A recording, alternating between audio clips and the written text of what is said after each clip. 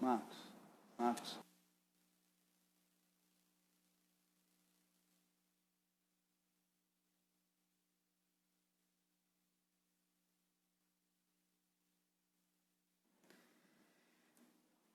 Boa noite, irmãos. Que a graça e a paz do nosso Senhor Jesus sejam conosco de forma abundante, hoje e sempre. O Senhor nos concede, por sua graça, a rica oportunidade de adorá-lo. É misericórdia do Senhor, é bondade do Senhor para conosco que tenhamos esta oportunidade. Então, que nesta noite o próprio Deus possa trabalhar em nós, dispondo o nosso espírito e recebendo assim a nossa adoração. Vamos falar com o nosso Deus neste momento, vamos orar ao Senhor, fazendo oração de adoração, vamos invocá-lo, clamar por sua manifestação poderosa no nosso meio, clamar ao Senhor para que Ele fale conosco. Todos nós temos a necessidade de ouvi-lo. Vamos orar? Eu vou dar alguns instantes para que todos vocês, tanto os irmãos que estão aqui presentes, como os outros que nos acompanham de casa, possam falar a sós com Deus. Vamos fazer um tempo de oração individual, silenciosa. Logo em seguida, depois de alguns instantes, eu haverei de quebrar o silêncio, orando ao nosso Pai. Oremos.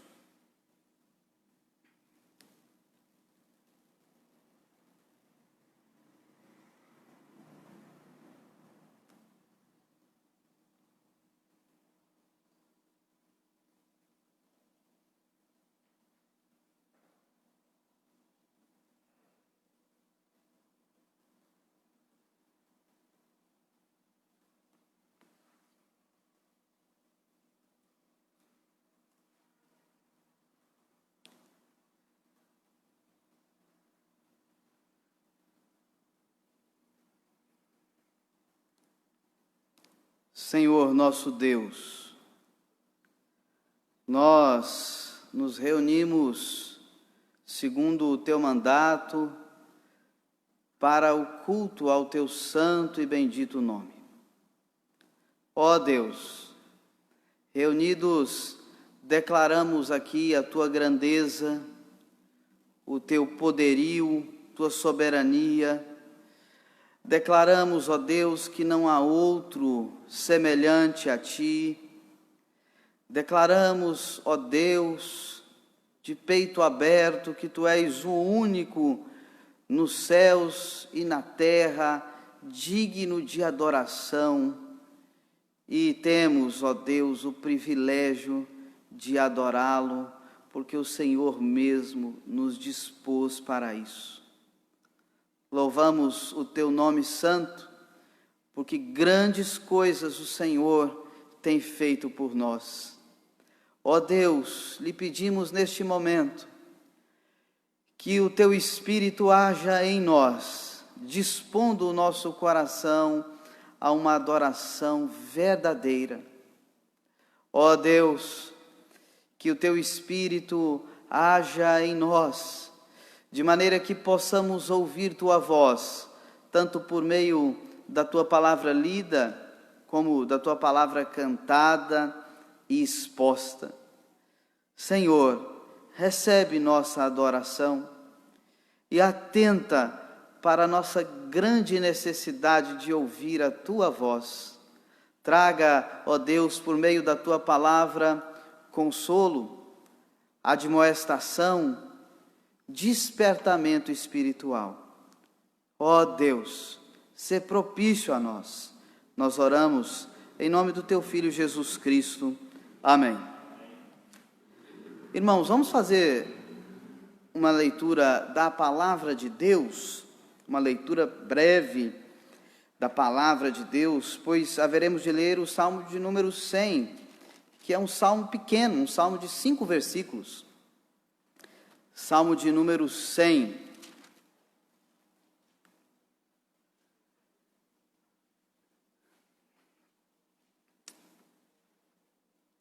Eu vou combinar com os irmãos que façamos a leitura deste salmo em uma só voz. É um salmo pequeno, salmo de número 100. Vamos ler todos juntos este salmo. Salmo de número 100 diz assim a palavra do Senhor: Celebrai com júbilo ao Senhor todas as terras, servi ao Senhor com alegria, apresentai-vos diante dele com cântico. Sabei que o Senhor é Deus, foi ele quem nos fez e dele somos. Somos o seu povo e rebanho do seu pastoreio. Entrai por suas portas com ações de graças e nos seus átrios com hinos de louvor. Rendei-lhe graças e bendizei-lhe o nome, porque o Senhor é bom, a sua misericórdia dura para sempre e de geração em geração a sua fidelidade. Amém. Grande é o nosso Deus, aquele que nos fez ovelhas do seu pastoreio, ovelhas do seu rebanho. Vamos cantar, nosso irmão Pierre haverá de nos conduzir, juntamente aí do nosso irmão Kilmer no violão. Vamos cantar o hino de número 117, do Inário Novo Cântico. Pastor Divino é o nome do hino. 117.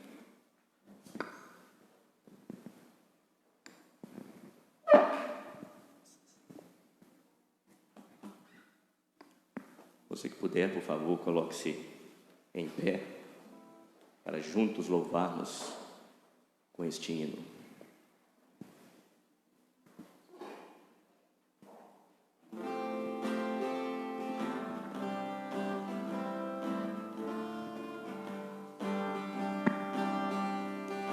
Eis-nos, ó pastor divino, todos juntos num lugar, como ovelhas congregados, teu auxílio a suplicar. És presente, o rebanho apacentar. És presente, o rebanho apacentar. Guia os tristes fatigados ao teu bom redil, Senhor. Leva os tenros cordeirinhos nos teus braços, bom pastor. As pastagens de celeste e doce amor. As pastagens de celeste e doce amor.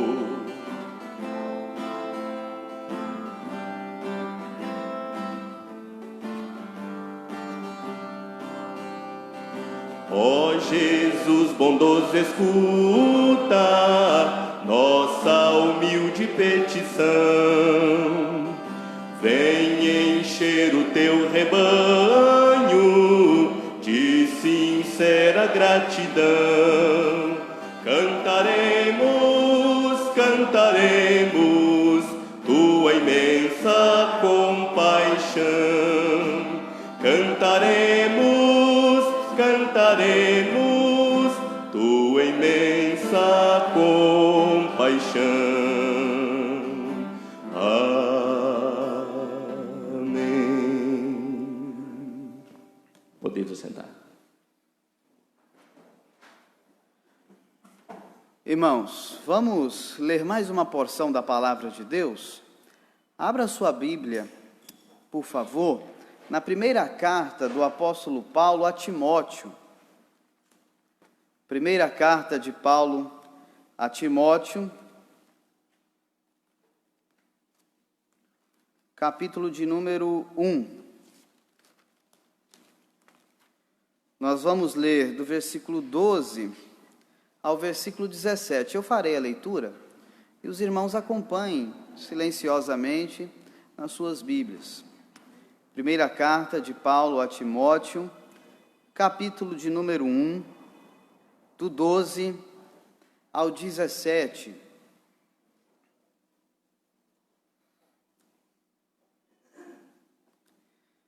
Primeira de Paulo a Timóteo, capítulo 1, do 12 ao 17.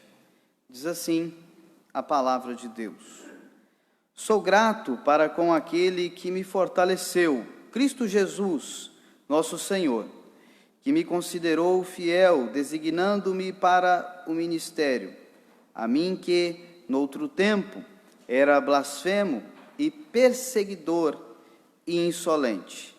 Mas obtive misericórdia, pois o fiz na ignorância, na incredulidade. Transbordou, porém, a graça de nosso Senhor com a fé e o amor que há em Cristo Jesus. Fiel é a palavra e digna de toda aceitação, que Cristo Jesus veio ao mundo para salvar os pecadores, dos quais eu sou o principal. Mas, por esta mesma razão, me foi concedida misericórdia, para que em mim, o principal, evidenciasse Jesus Cristo a sua completa longanimidade e servisse eu de modelo a quantos hão de crer nele para a vida eterna.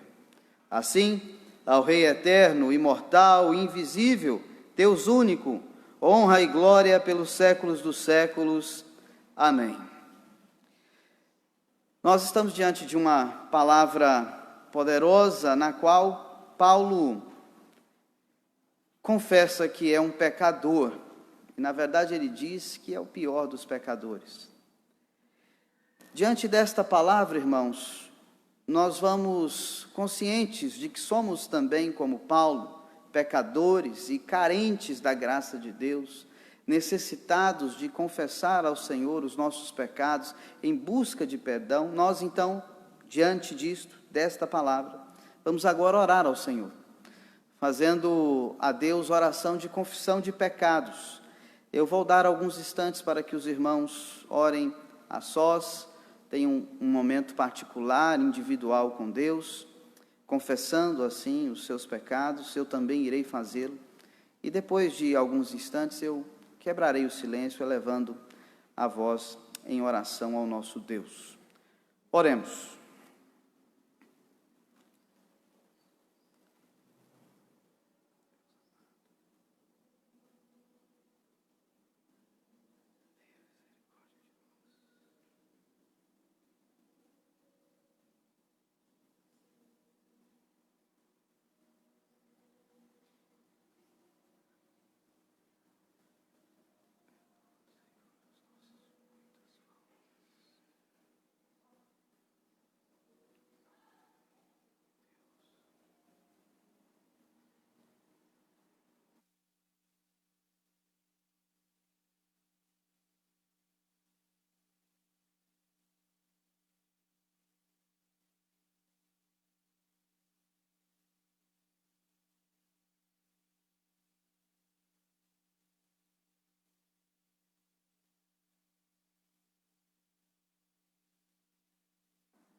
Senhor,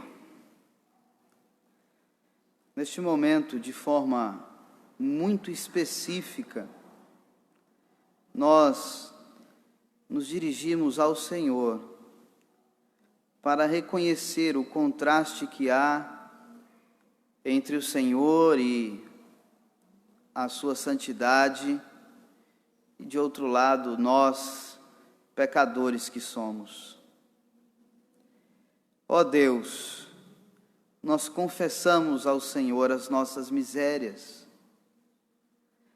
O Senhor conhece os nossos corações.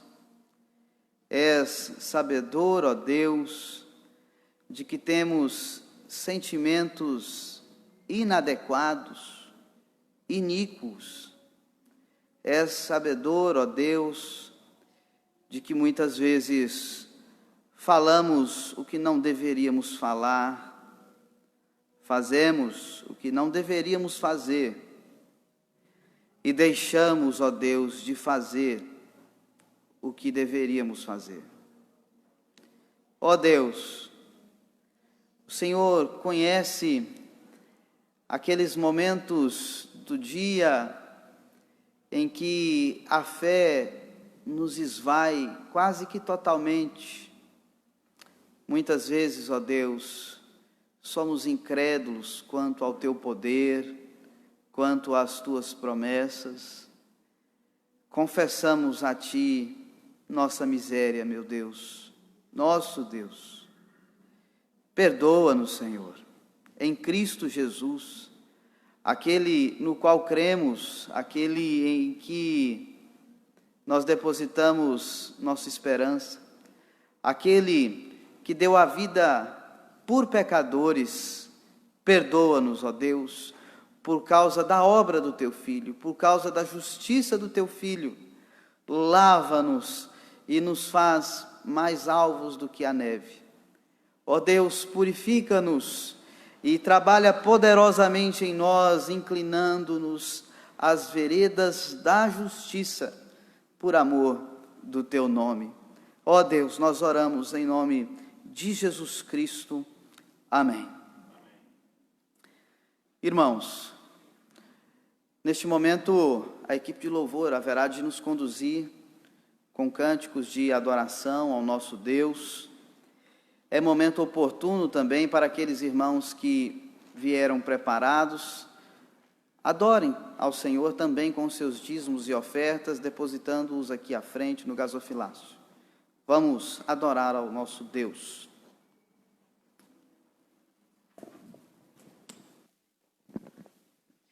Eu os convido para ficar de pé mais uma vez. O primeiro cântico é Eu Te Quero.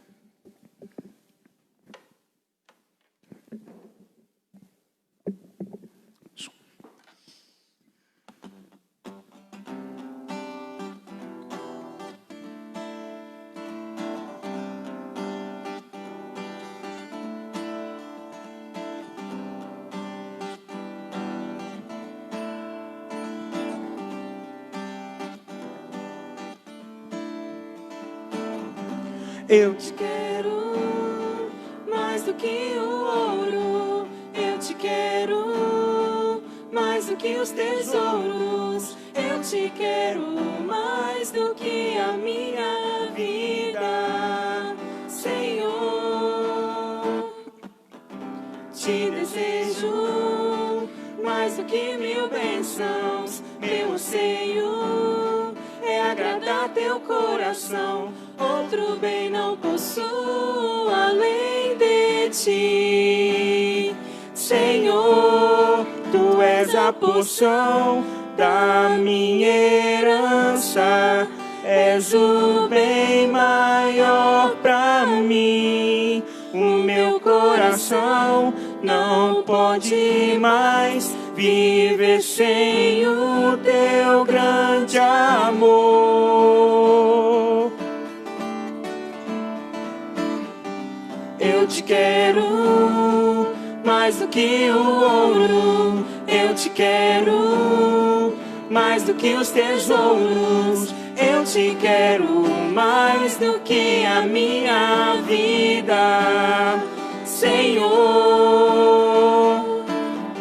Te desejo mais do que 1000 bênçãos, meu anseio é agradar teu coração. Outro bem não possuo além de ti, Senhor. Tu és a porção da minha herança, és o bem maior pra mim. O meu coração não pode mais viver sem o teu grande amor. Tu és a porção da minha herança, és o bem maior pra mim. O meu coração não pode mais viver vivenciei o teu grande amor.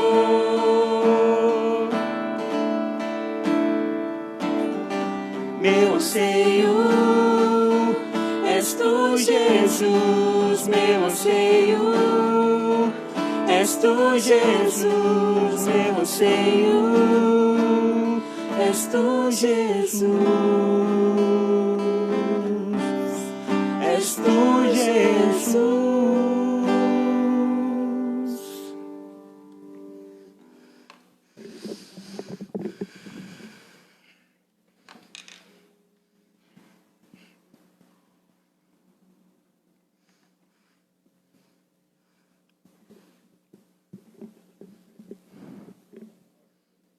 Chamas meu nome.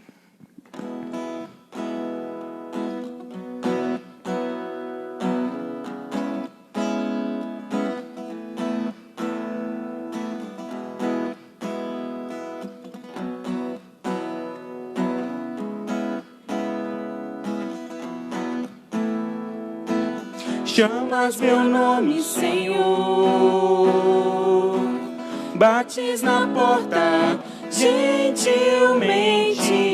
eu vou me abrir para ti. Quero entregar-me totalmente, contigo eu quero comer. Oh, que presença e comunhão restaura todo o meu ser. Faz tua morada em meu coração, Jesus. É Jesus, és o pão. Tu és meu alimento, Jesus. Quero ser o teu lar, amado da minha alma, Jesus.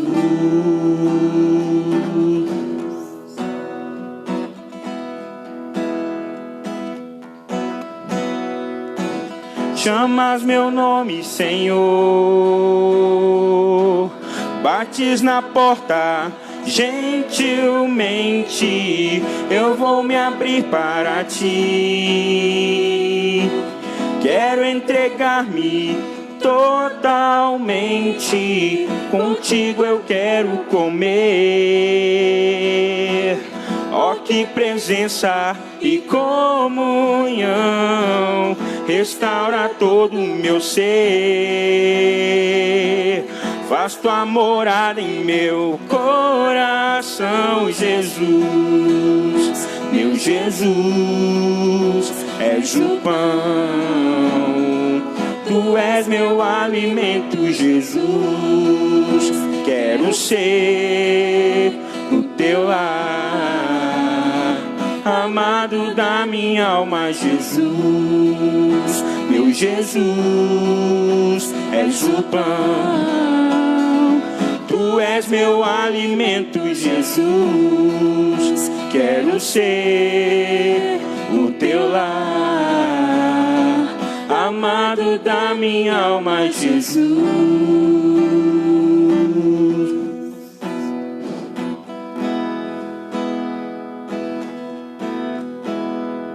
Podeis assentar.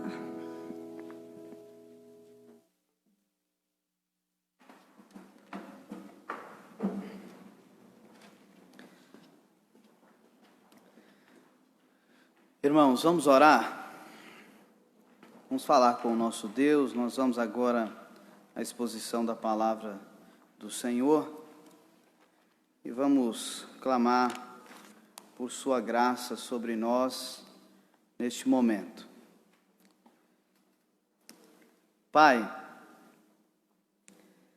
nos colocamos diante do Senhor agora de forma específica, ainda em espírito de adoração, para pedir que o Senhor possa falar conosco por tua bondade, misericórdia e graça.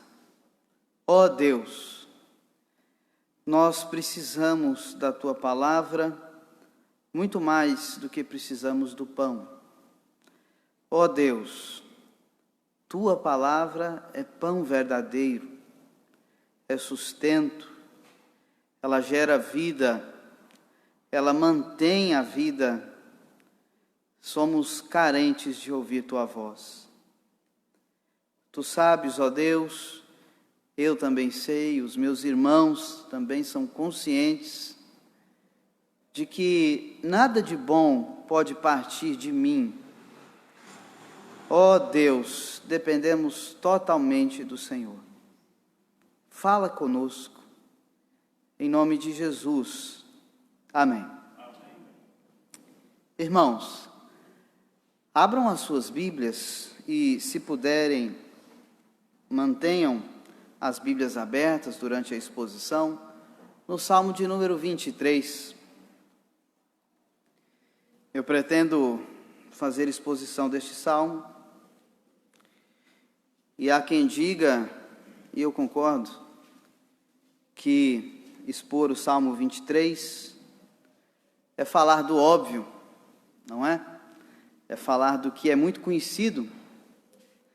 Então eu pretendo fazer isso, e é óbvio e é conhecido em demasia o Salmo, porque é poderoso, apesar de curto, contém grandes verdades, apesar de ser uma pequena porção da palavra de Deus.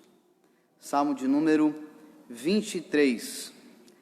Baseado neste salmo, como não poderia deixar de ser, eu vou falar sobre o cuidado de Deus com o seu povo.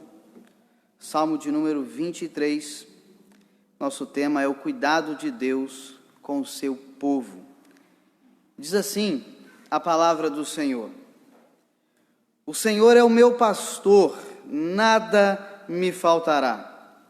Ele me faz repousar em pastos verdejantes, leva-me para junto das águas de descanso, refrigera minha alma.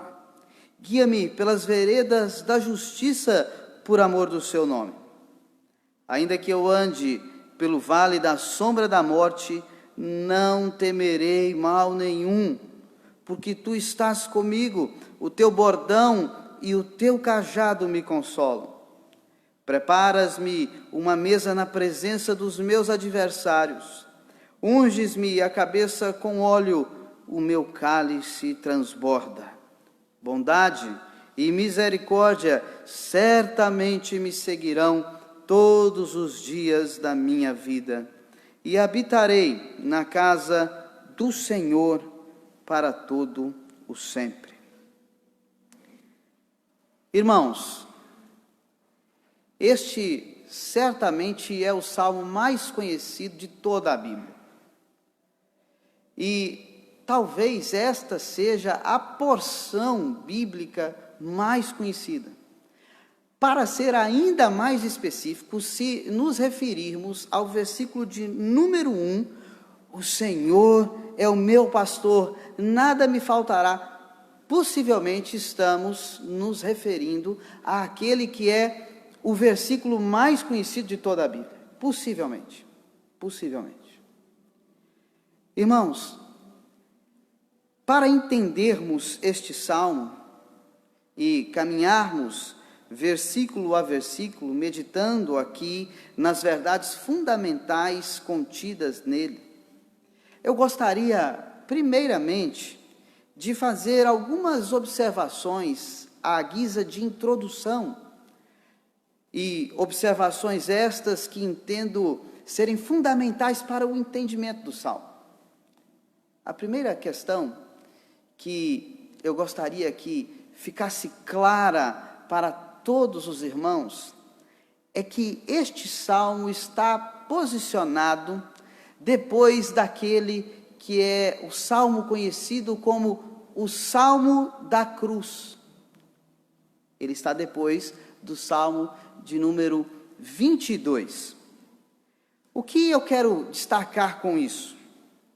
É que antes de falar de Deus como nosso pastor, e antes de falar das bênçãos que sobrevêm às ovelhas do seu pastoreio, Davi nos leva a olhar para os sofrimentos do soberano pastor, destacados no Salmo de número 22. É um salmo messiânico, ou seja, é um salmo de Davi, no qual ele fala, sim, de algumas angústias suas, de algumas angústias que ele viveu, mas que apontavam para angústias que o Supremo Pastor, que o seu descendente, o descendente de Davi, o rei por excelência, o Senhor Jesus Cristo, haveria de sofrer. Então, antes de falar, o Senhor é o meu pastor, nada me faltará, Davi nos leva a meditar nos sofrimentos do pastor. Ele diz, por exemplo, no Salmo de número 22, no versículo de número 16, o seguinte: cães me cercam, uma astúcia de malfeitores me rodeia, traspassaram-me as mãos e os pés.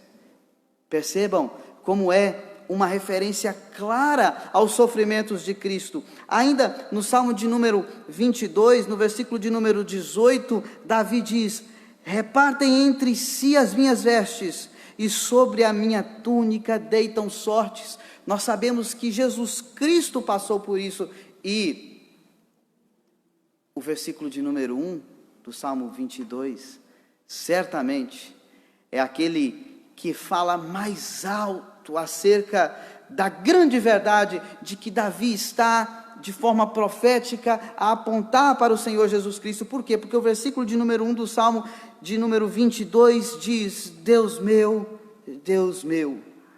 por que me desamparaste? Frase conhecida como que tendo partido da boca do Senhor Jesus Cristo na cruz, e registrada por Mateus em seu Evangelho, no capítulo 27, no versículo de número 46. Deixe-me dizer uma coisa aos irmãos aqui, neste ponto, já fazendo uma aplicação. Só pode dizer: o Senhor é meu pastor, aquele que contempla o sofrimento do pastor na cruz do Calvário. Só pode gozar das bênçãos do seu pastoreio aquele que contempla a sua obra magnífica e cruenta, ou seja, que envolveu derramamento de sangue na cruz do Calvário. Só são contadas como ovelhas do rebanho deste pastor aqueles que se identificam com ele em seu sofrimento, aqueles que reconhecem que os sofrimentos dele, do Senhor Jesus Cristo, deveriam recair sobre si, e que ele estava ali como substituto das suas ovelhas, para que depois da sua obra completa, ele pudesse então cuidar delas de maneira ímpar, de forma que absolutamente nenhuma delas se perde. À guisa de introdução, nós precisamos saber disso. Ainda precisamos saber, antes de começarmos a analisar o Salmo, o contexto no qual ele foi proferido. Ele fazia muito sentido naquela época, irmãos, muito sentido. Por quê?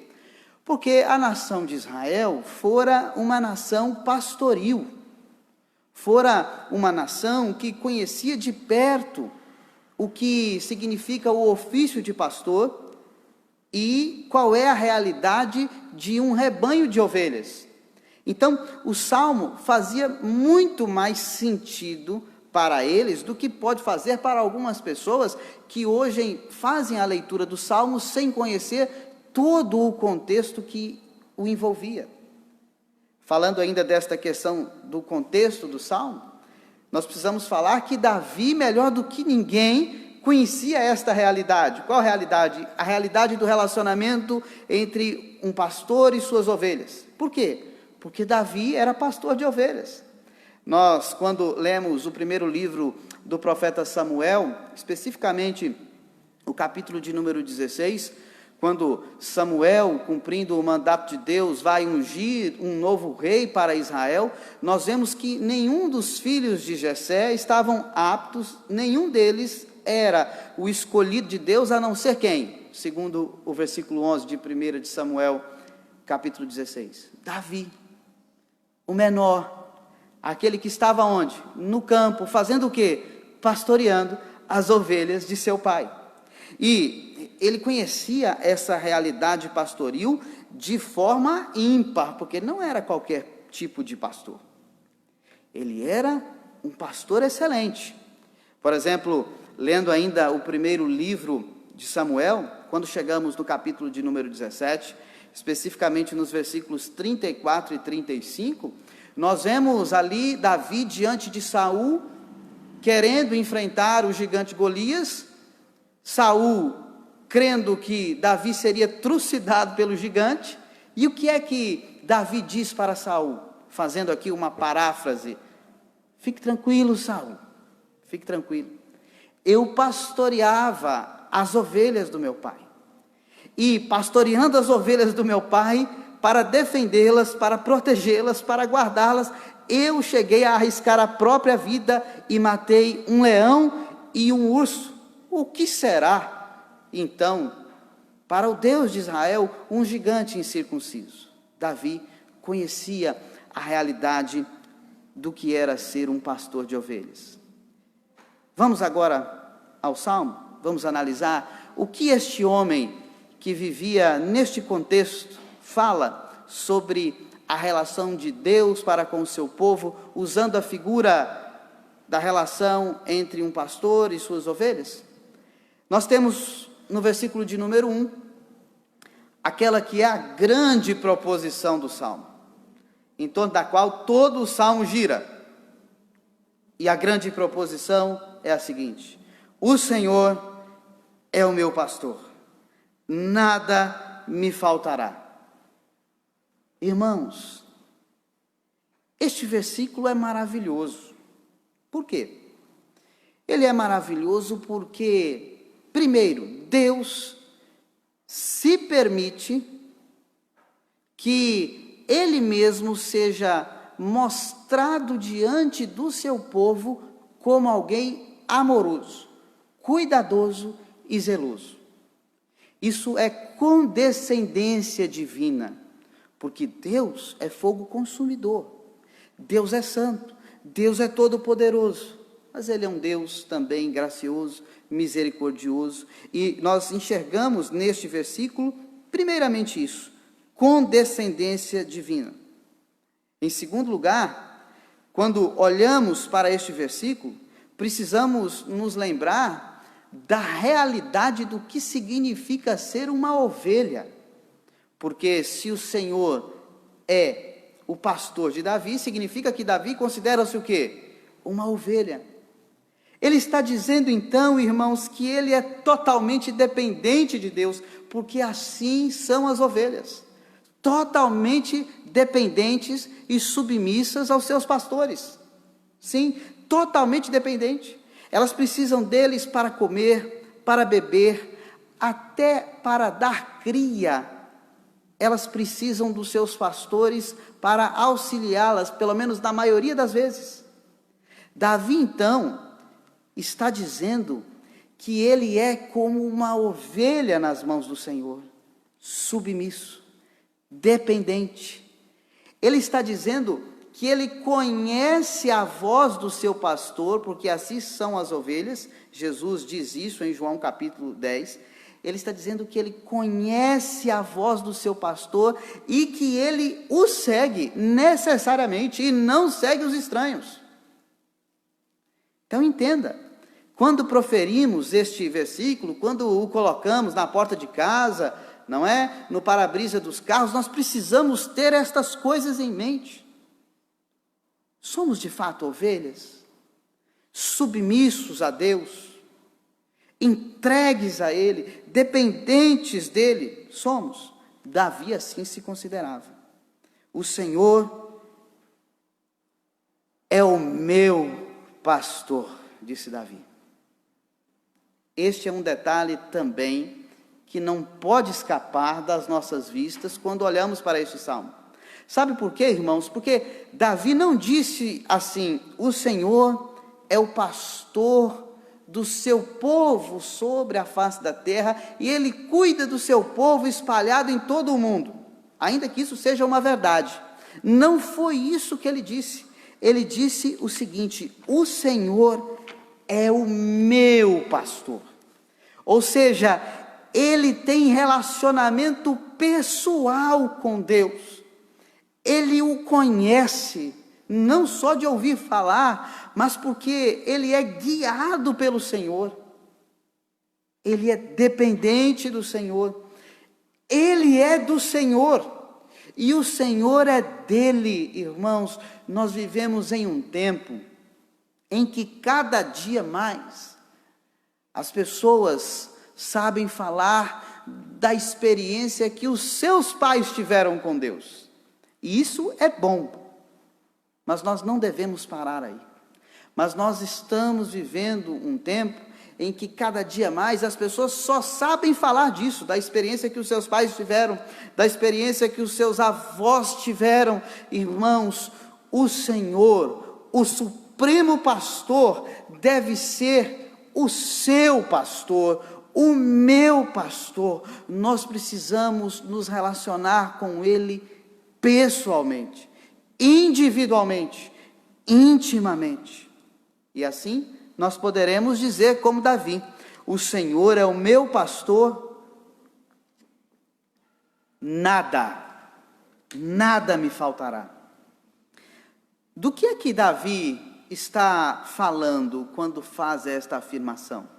O Senhor é meu pastor, nada me faltará. Bom, fazendo uma análise rápida, superficial e consequentemente equivocada do texto, nós poderemos dizer que Davi está dizendo que o servo de Deus não sofre com angústias, não passa nenhum tipo de aperto, não tem falta de absolutamente nada, como por exemplo de bens materiais. É assim que muita gente entende o versículo e, na verdade, é assim que muita gente usa o versículo, como se fosse um mantra a ser pronunciado e ser pronunciado com muita fé, com fé não em Deus, mas com fé na fé. Para quê? Para que então a realidade de ser suprida em todas as necessidades, normalmente materiais, é o que a maioria das pessoas tem em mente, faça-se realidade na vida delas. Mas não é disso que Davi está falando. Quando Davi fala que o Senhor é o seu pastor e nada lhe faltará, ele não está dizendo que o crente ou a ovelha do Senhor não passará dificuldades. Ele está afirmando, sim, duas coisas. Primeiro, que Deus é soberano e conduz todas as coisas de maneira que todas elas, como diz Paulo em Romanos 8:28, cooperam para o quê? Para o bem daqueles que amam a Deus. E diante desta verdade, da verdade de que Deus é soberano e controla todas as coisas para aperfeiçoar o seu povo, aí sim nós podemos dizer que certamente nada haverá de nos faltar. Nós teremos exatamente, sem sobrar ou faltar absolutamente nada, nós teremos exatamente aquilo que o Senhor quis nos dar para nos aperfeiçoar e nos moldar cada dia mais à imagem do seu Filho. Bom, nós podemos, por exemplo, para corroborar esta verdade, citar o Salmo de número 119, o versículo de número 71, que diz assim: foi-me bom ter eu passado pela aflição, para que aprendesse os teus decretos. Entendam, irmãos, que todas estas coisas, inclusive as aflições na vida dos crentes, fazem parte do cuidado do Supremo Pastor sobre a vida deles, para com eles, em cada um dos seus detalhes. Então, esta é uma das coisas que Davi está a afirmar quando diz que o Senhor é o seu pastor e nada haverá de lhe faltar. Ele está a afirmar a soberania aperfeiçoadora de Deus. Deus aperfeiçoa por meio dos sofrimentos, inclusive. Mas Davi não está falando só disso. Ele está falando da suficiência de Deus. O Senhor é o meu pastor, e isto basta. Davi está dizendo isso. Só o Senhor basta. Ele é suficiente. Ele é fonte inesgotável de prazer, de gozo, de alegria. Davi está falando aqui da suficiência de Deus. Irmãos, nós precisamos nos exercitar nesta verdade. Na verdade de que o Senhor é tudo e Ele basta. E sabe por que eu digo isso, irmãos? Porque muitos de nós, em vários momentos, queremos o Senhor e mais uma porção de coisas que Ele pode até nos dar, mas muitos de nós, quando entendemos que algumas dessas coisas estão a nos faltar, ficamos revoltados, absolutamente para baixo, depressivos, com uma fé quase que morta. Irmãos, nós precisamos nos exercitar na verdade de que Deus é suficiente, mesmo em meio às dificuldades. Por exemplo, o apóstolo Paulo, ele escrevendo a sua segunda carta aos Coríntios, no capítulo de número 12, diz que sofria com um espinho na carne que nós não sabemos o que é, mas que pode ser uma enfermidade, pode ser. Não temos como afirmar, mas pode ser. E Paulo disse que orou 3 vezes ao Senhor, pedindo o quê? Para que aquele espinho lhe fosse tirado. Qual foi a resposta do Senhor para Paulo? A minha graça te basta. Por quê? Porque o poder se aperfeiçoa na fraqueza, irmãos. A graça do Senhor basta. O Senhor basta. O Senhor é suficiente, de maneira que podemos dizer, como disse Abacuque 3, versículos 17 e 18, porquanto, ainda que a figueira não floresça, nem haja fruto na vide, o produto da oliveira minta, e os campos não produzam mantimento, as ovelhas da malhada sejam arrebatadas, e nos currais não haja vacas, todavia eu me alegrarei no Senhor, exultarei no Deus da minha salvação. O Senhor basta. O Senhor basta. Bom, Davi continua o seu salmo e ele usa os próximos versículos para detalhar o cuidado de Deus. Versículo 2 e o versículo de número 3. O versículo de número 2, ele usa para mostrar a extensão do cuidado de Deus. Ou seja, é um cuidado que abarca todas as áreas da vida. Veja o que ele diz no versículo 2. Ele, no caso o Senhor, me faz repousar em pastos verdejantes. Leva-me para junto das águas de descanso. Ou seja, o Senhor dá comida, bebida e paz, descanso. As ovelhas descansam nos pastos verdejantes e são levadas junto das águas de descanso. Davi está falando da extensão do cuidado. Ele é pleno e ele traz o quê? Ele traz paz. Sabe por quê, irmãos? Porque quem de fato faz parte do rebanho do Senhor tem paz. O homem não tem paz quando está em situação de inimizade com Deus. Mas o apóstolo Paulo, escrevendo aos Romanos, no capítulo 5, no versículo de número 1, diz: justificados, pois, mediante a fé, tendes paz com Deus. O cuidado do Senhor é extenso, abrange todas as áreas e por isso traz paz. Agora, ainda detalhando este cuidado, o versículo de número 3 é usado pelo salmista para dar ênfase às questões espirituais que envolvem o cuidado de Deus. Porque o versículo de número 2 talvez pode ser interpretado como um versículo que fale um pouco mais alto sobre o cuidado de Deus, que é verdadeiro, que é genuíno, na área material de nossa vida.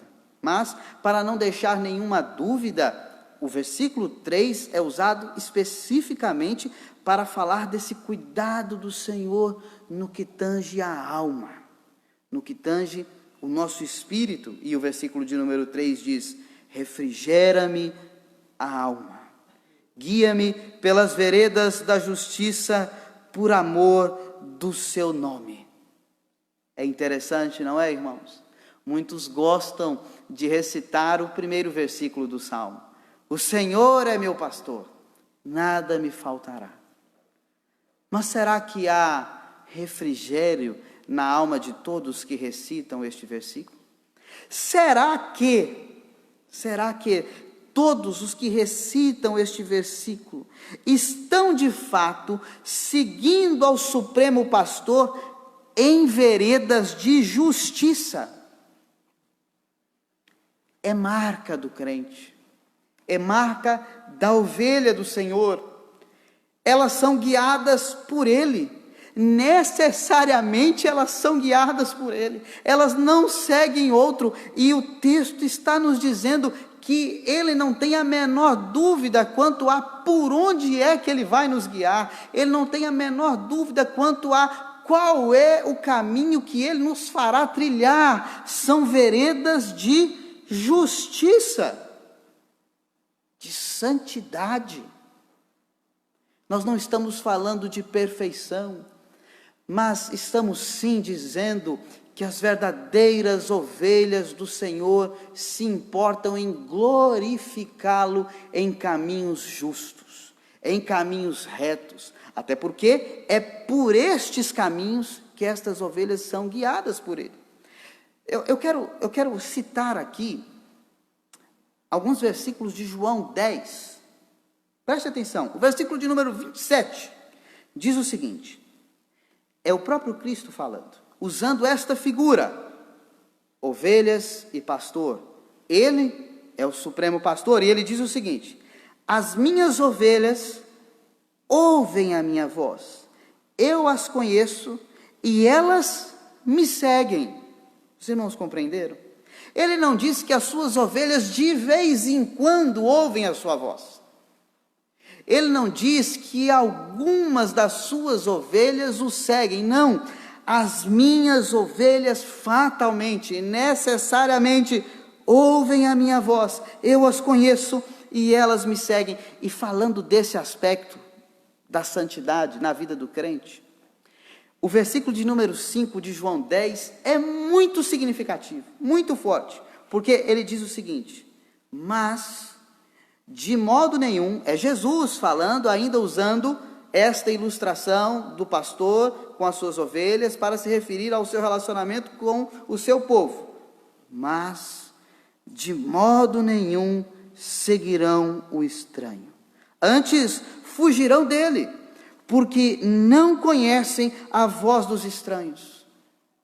O que nós vemos, irmãos, na igreja do século 21 é muita gente, não são todos, obviamente, e glória a Deus pelas muitas exceções que temos, e por tantas ovelhas que Ele mesmo tem arrebanhado para o seu pasto, para o seu rebanho. Mas o que nós vemos na igreja do século 21 é muita gente ouvindo absolutamente tudo, e quase todos, com exceção do Senhor Jesus. Mas no último dia haverá um julgamento, não é? Mateus capítulo de número 25 nos mostra isso. E ali nós temos, naquela cena de julgamento, a figura de quê? De ovelhas, mais uma vez. E haverá lá o quê? Separação entre as suas ovelhas, as ovelhas do Senhor, estas que são guiadas por caminho de santidade, e os bodes, aqueles que não pertencem ao seu povo.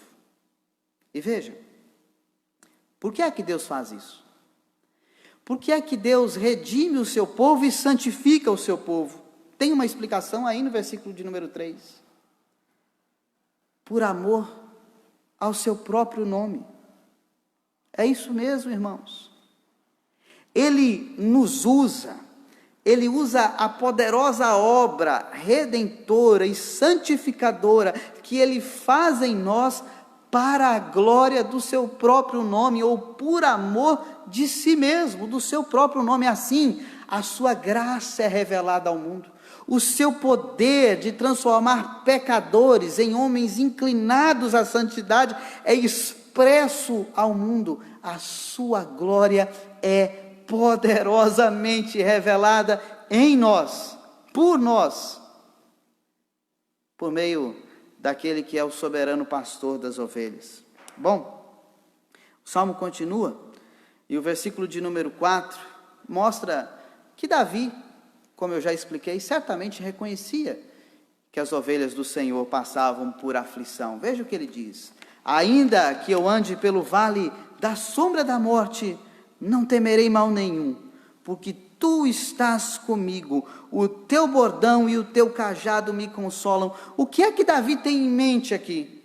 Ele tem em mente pastores em peregrinação, guiando suas ovelhas em situações que necessariamente precisam passar em vales, ou seja, em grandes extensões de terra que ficavam entre montanhas paralelas e que por causa disso eram escuros estes vales.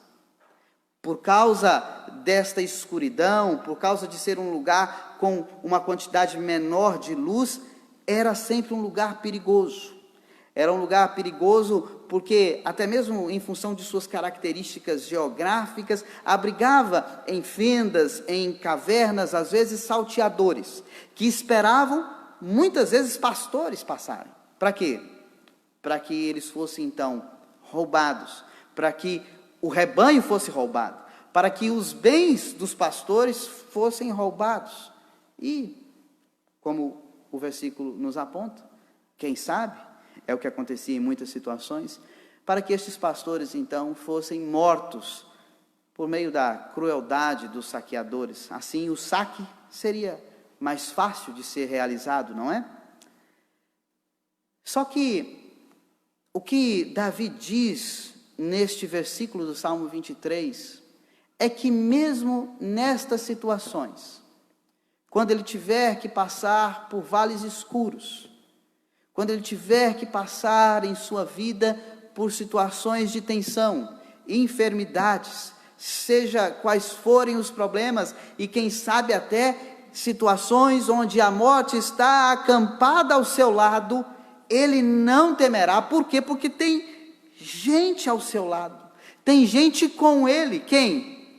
O Senhor, o seu pastor está ao seu lado, está com ele. Este pastor está bem armado, não lhe falta nada. Ele tem um bordão, ele tem um cajado. Com o bordão ele consegue defender as ovelhas dos ataques, com o cajado ele resgata as ovelhas.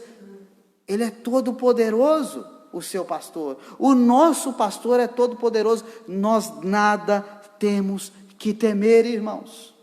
Deus nos conduz em todos os momentos de nossa vida, até naqueles que para nós são os mais dolorosos. Deus nos conduz de maneira que nós podemos falar como o apóstolo Paulo em Filipenses 1:21, porquanto para mim o viver é Cristo e o morrer é lucro. Ou ainda como o apóstolo Paulo, escrevendo a Timóteo na segunda carta, capítulo 4, do versículo 6 ao 8, porquanto a mim, eu estou já sendo oferecido como libação, e o tempo da minha partida é chegado. Combati o bom combate, encerrei a carreira e guardei a fé. Desde agora a coroa da justiça me está reservada, a qual o Senhor, reto juiz, me dará naquele dia, não somente a mim, mas também a todos quantos amam a sua vinda. Nós podemos dizer assim. Por quê? Porque temos um pastor. Os que creem têm um pastor. Aqueles que reconhecem os sofrimentos do pastor, que se dobram diante da cruz onde ele foi traspassado, onde ele bradou, Deus meu, por que me desamparaste? Estes o têm como pastor, e nada têm o que temer. Bom, no versículo de número 5, estou caminhando para encerrar, a figura muda um pouco. Paulo, ou melhor dizendo, Davi, o autor do Salmo, agora no versículo de número 5, ele parece não ter mais em mente um pastor e suas ovelhas, mas sim um soldado que volta da batalha, porque ele diz o seguinte no versículo 5: preparas-me uma mesa na presença dos meus adversários, unges minha cabeça com óleo, o meu cálice transborda. O que é que ele está dizendo aqui com esta figura? Há uma luta, há uma batalha, sim, mas depois da batalha há o quê? A alegria, a vitória, a garantia de triunfo para o povo de Deus, para as ovelhas do seu pasto, de que nós haveremos de vencer os nossos inimigos. O Senhor prepara uma mesa para nós na presença deles. E isso aqui pode parecer para algumas pessoas desnecessário. Ora, não seria o suficiente vencer os inimigos? Ainda precisamos tripudiar deles, porque é a ideia que vem à nossa cabeça, não é? Uma mesa na presença dos inimigos. Mas quem fala assim é porque não entende o seguinte princípio: a vitória do povo de Deus, em toda a Bíblia, ela está intimamente relacionada com a derrota dos inimigos de Deus. Grave isso. Não é à toa que os salmistas faziam orações imprecatórias. Não é à toa que quando da promessa do descendente da mulher, que é Cristo, o Senhor disse que a cabeça da serpente seria o quê? Esmagada. Não é à toa que quando o Senhor Jesus volta, e o livro de Apocalipse relata essa sua volta, em todos os relatos nós vemos o quê? Tragédias sobre os inimigos, humilhação, derrota plena. Ele vem como aquele que pisa o lagar da sua ira, e as uvas são seus inimigos. E o sangue é derramado pela ação do Senhor, reto e poderoso juiz, sangue dos seus inimigos. Então entendam, isto faz parte da vitória do povo de Deus, e é o Senhor, o juiz, quem opera estas coisas. Quando ele diz que a nossa cabeça é ungida com óleo, ele tem em mente um soldado que voltou da batalha árdua, muitas vezes no sol, no deserto, e agora o óleo purifica, o óleo dá brilho à face. E o cálice transbordante é o cálice de vinho que, como diz o Salmo 104, versículo 15, alegra o coração do homem. Bom, diante destas poderosas verdades, como é que Davi termina o Salmo? Como é que as ovelhas do Senhor devem se sentir? Diz o versículo de número 6: bondade e misericórdia certamente me seguirão todos os dias da minha vida. Bondade que atende às necessidades, e misericórdia que destrói, que apaga os nossos pecados. E aí ele diz: habitarei na casa do Senhor para todo sempre. Esta é uma verdade que precisamos ter em mente, porque ela passa por toda a Bíblia. Qual verdade? A verdade de que Deus trabalha para ser o nosso Deus, para que sejamos o seu povo e para que habitemos com Ele para sempre. Era assim no Éden antes da queda. Lembram-se disso?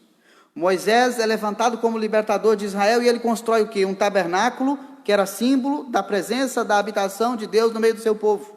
Depois nós temos o templo de Salomão. Não é isso? Depois, quando o Senhor Jesus se manifesta, o apóstolo João diz que ele tabernaculou e habitou entre nós. A igreja é habitação do Deus vivo, mas chegará um tempo em que definitivamente nós estaremos com o Senhor, habitando na sua casa perfeita, plena. Nós não estamos falando do templo aqui, nós estamos falando daquela situação futura de comunhão eterna, plena, irreparável com o Senhor. É assim que nós lemos que será em Apocalipse 21, 3. E eu encerro com esta passagem bíblica. Na verdade, Apocalipse do 1 ao 3. Vi novo céu e nova terra, pois o primeiro céu e a primeira terra passaram e o mar já não existe. Vi também a cidade santa, a nova Jerusalém, que descia do céu da parte de Deus, ataviada como noiva adornada para o seu esposo. Então ouvi grande voz vinda do trono dizendo: eis o tabernáculo de Deus com os homens.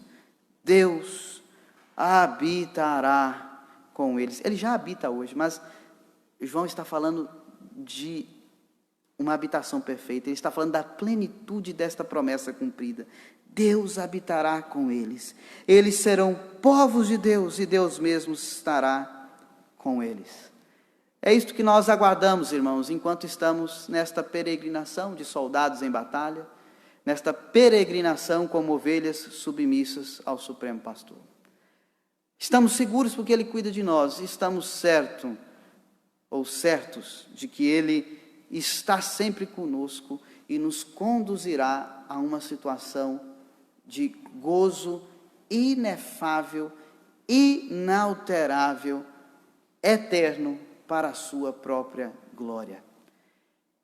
Que o Senhor console o seu coração com estas palavras, que o Senhor desperte em ti a convicção do seu cuidado, apesar das muitas dificuldades, inclusive as piores, que o Senhor possa lhe fortalecer nesta peregrinação. Lembre-se sempre, se você creu no pastor que foi ferido na cruz, e o tem como aquele que perdoa os seus pecados, e mais ninguém pode nos lavar dos pecados, diga sempre também, mas com estas convicções, com as convicções destas verdades que meditamos, diga com propriedade, não como o mundo que nem conhece o Senhor diga, o Senhor é meu pastor, nada me faltará. Vamos orar, encerrando assim o nosso culto. Deus, louvamos o teu nome santo, ó Pai. E diante do Senhor estamos maravilhados, alegrados, avivados por tua palavra, por tuas santas promessas. Ó Deus, o Senhor sabe que como ovelhas indefesas, tolas, precisamos do Senhor para tudo.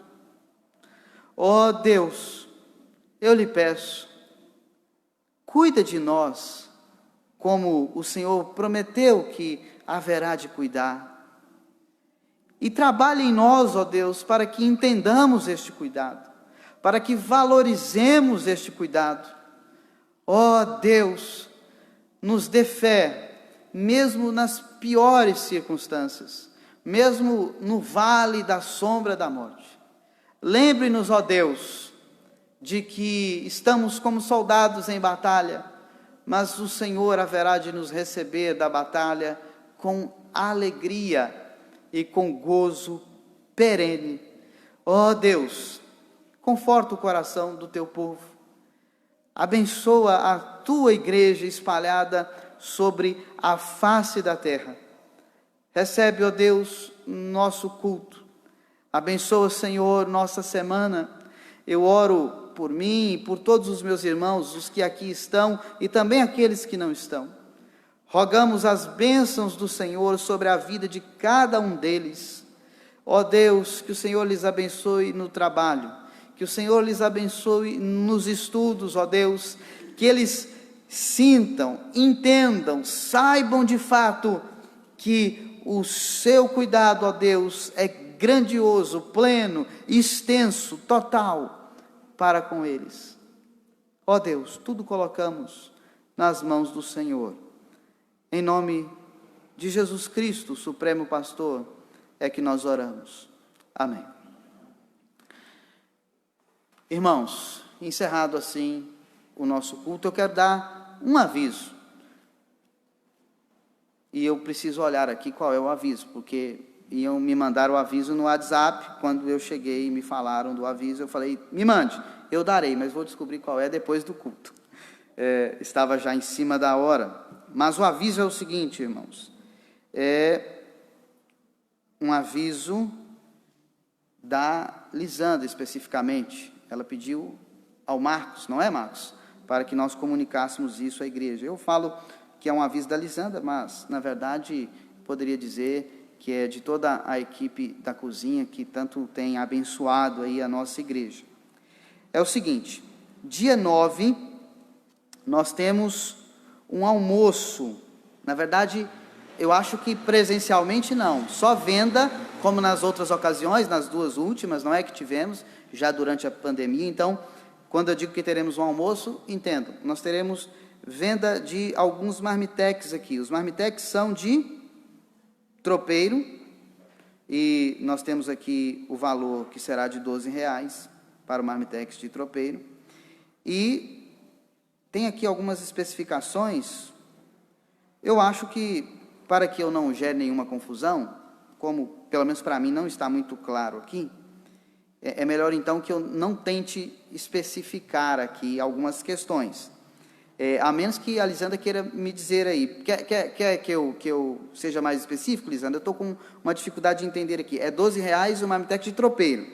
E tem alguma outra especificação que precisamos fazer para a igreja? Além disso? Eu coloquei R$12 nós vamos ter frango assado, coxa, contra coxa, R$2,50 um pedaço, R$5 o marmitex de macarronada. Sim. Tá, então olha só, o marmitex completo é R$10, só com tropeiro R$12. A Lisandra, os irmãos aí que acompanham pela transmissão não ouviram, mas ela estava me dando aqui uns detalhes.